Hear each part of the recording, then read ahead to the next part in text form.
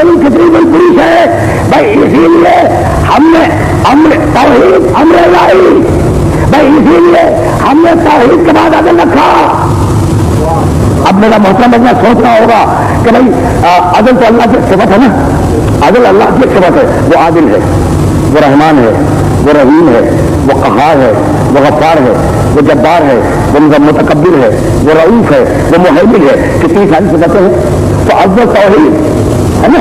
دوسرے عدل کے بجائے رحمت, رحمانیت, رحیمیت, قہاریت, جباریت, غفاریت. یہ توحید کے بعد عدل کی ضرورت کیا تھی؟ سوچنے کی بات ہے یا نہیں؟ اتنی ساری صفتوں کی پروردگار کی کوئی ایک صفت رکھتے تھے تو توحید کے بعد عدل کیوں رکھا؟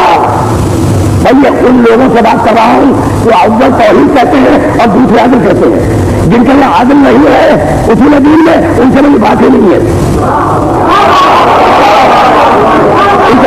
ان سے ایک جگہ بات نہیں کر رہا ہوں. تم کون توحید کے بعد عدل کیوں کہتے ہو؟ توحید اول توحید دوسرے رحمت, اول توحید دوسرے غفاریت, اول توحید دوسرے جباریت, اول توحید دوسرے قہاریت. کچھ کہو یہ عدل کیوں رکھا؟ کیا توحید میں ساری صفتیں نہیں آ گئی؟ تو ضرورت تھی. اور وہ ضرورت یہ تھی کہ جو جس نے سجدے سے انکار کیا توحید کو مان رہا تھا ممکن تھا عدل کا.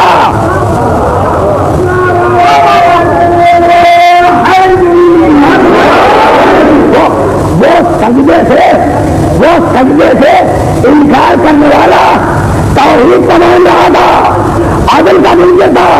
تو ہم نے توحید کے بعد عدل کو اس لیے رکھا کہ ہمارا مذہب آدم رہے, مذہب ابلیس نہ بننے پائے.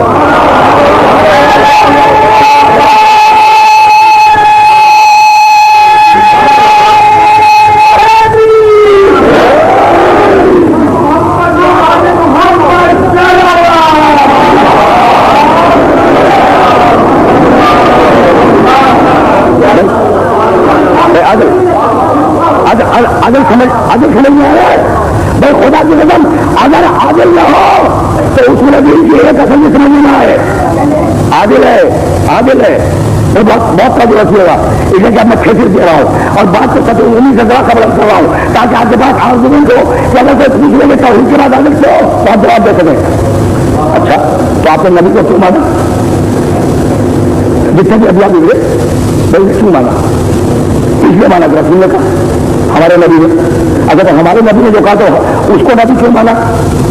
محمد رسول اللہ کو آپ نے رسول کیوں مانا؟ کام وہ لگا دکھلائے تھے. اچھا تو ہو سکتا ہے کہ خدا جھوٹے کو معجزہ دے دے. کام ہی عادل ہے,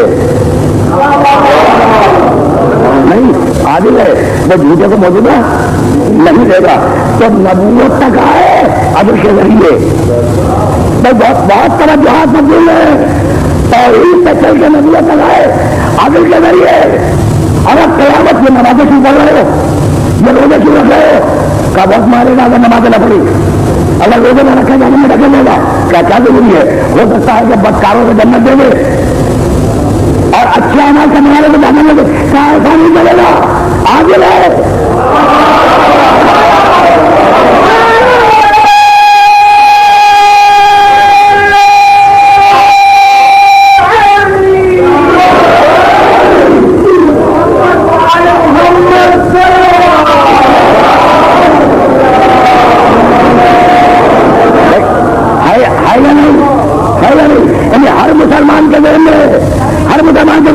نمازیں اس لیے پڑھتا ہے کہ جنت ملے, روزے اس لیے رکھتا ہے کہ جنت ملے, حج اس لیے کرتا ہے کہ جنت ملے.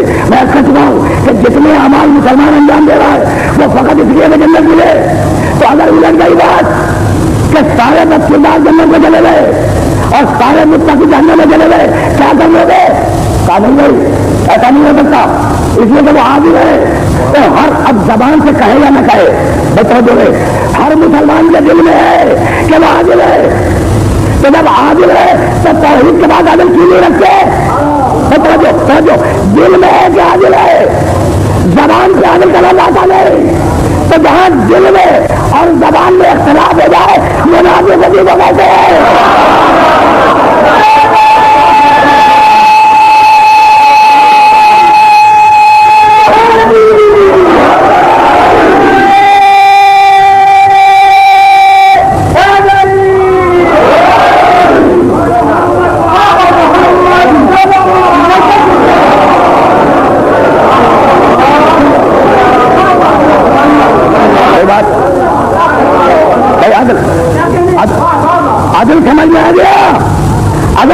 سمجھ میں آ گیا تو پھر ظلم بھی سمجھ میں آ جائے گا. جدھر عادل ہوگا ادھر ظلم نہیں ہوگا, جدھر ظلم ہوگا ادھر عادل نہیں ہوگا.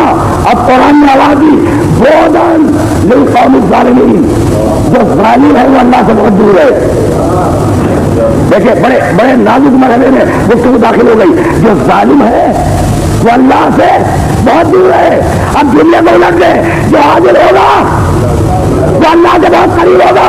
بھائی اسی لیے آواز دی دنا فتح اللہ کا کانا کعبہ قوسین ہے, اور اللہ حبیب اور قریب آؤ.